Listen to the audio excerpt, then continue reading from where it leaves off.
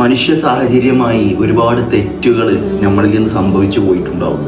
എന്നാൽ അത് മായ്ച്ചു കളയാനുള്ള നമ്മുടെ മുമ്പിലുള്ള ഏറ്റവും സുന്ദരമായൊരു കവാടമാണ് തൗബ എന്നുള്ളത്. പടച്ച റബ്ബിനോട് മാപ്പപേക്ഷിക്കുക, ഞാനിത് ചെയ്യില്ല, പടച്ച റബ്ബെ ചെയ്തത് നീ പൊരുത്തപ്പെട്ട് തരണമേ എന്നുള്ള അതിവിശാലമായ നല്ലൊരു പ്രാർത്ഥന.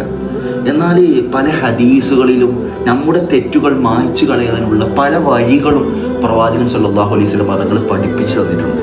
ഏറ്റവും സുന്ദരമായ, ഏറ്റവും ആകർഷണീയമായ 70,000 മലക്കുകൾ വരെ എന്നും രാവിലെയും വൈകുന്നേരവും ഒരു വ്യക്തിക്ക് വേണ്ടി പടച്ച റബ്ബിനോട് പാപമോചനം തേടുമെന്ന് ഹദീസുകളിൽ കാണാൻ സാധിക്കുന്നു. ഒരു തെറ്റും ചെയ്യാത്ത പടച്ച റബ്ബിന്റെ മാലാകമാര്, മലായികത്തുകൾ അള്ളാഹുവിനോട് എന്തെങ്കിലും ചോദിച്ചാൽ അള്ളാഹു തീർച്ചയായും അതിന് ഉത്തരം നൽകുമെന്നാണ്.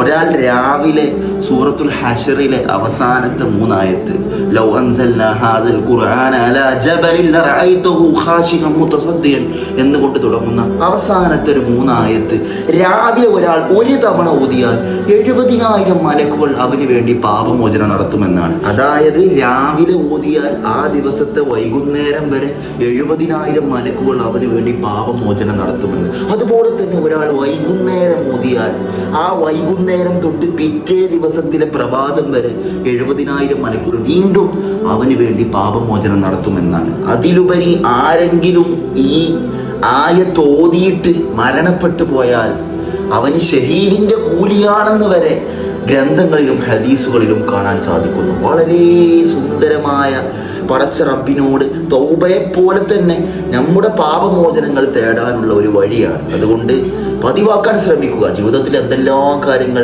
എത്ര സമയങ്ങൾ നാം ചിലവഴിക്കുന്നുണ്ട്, അതിൽ അല്പം ഏറിപ്പോയാൽ 1-2 മിനിറ്റുകൾ കൊണ്ട് നിങ്ങൾക്ക് ഈ 3 ആയത്തുകൾ ഓതി തീർക്കാൻ കഴിയും. അതുകൊണ്ട് ഇന്ന് മുതൽ തന്നെ പതിവാക്കാൻ ശ്രമിക്കുക. അതുപോലെ നന്മ ആഗ്രഹിക്കുന്ന എല്ലാവരിലേക്കും വീഡിയോ ഷെയർ ചെയ്യുക.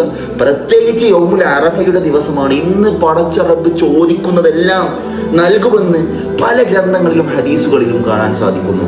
അതുകൊണ്ട് മറ്റുള്ളവരിലേക്ക് വീഡിയോ എത്തിക്കുക. നിങ്ങൾ കാരണം അവർ ചൊല്ലിയാൽ അല്ലെങ്കിൽ അവർ ഓതിയാൽ അതിൻ്റെ ഒരു മിസ്ൽ സവാബ് ഇസ്ലാമിൻ്റെ മാനദണ്ഡ പ്രകാരം സ്വയം കൂലി, സ്വയം പ്രതിഫലം നിങ്ങൾക്കും ലഭിക്കും. ഇൻഷാ അല്ലാഹ്. അസ്സലാമു അലൈക്കും.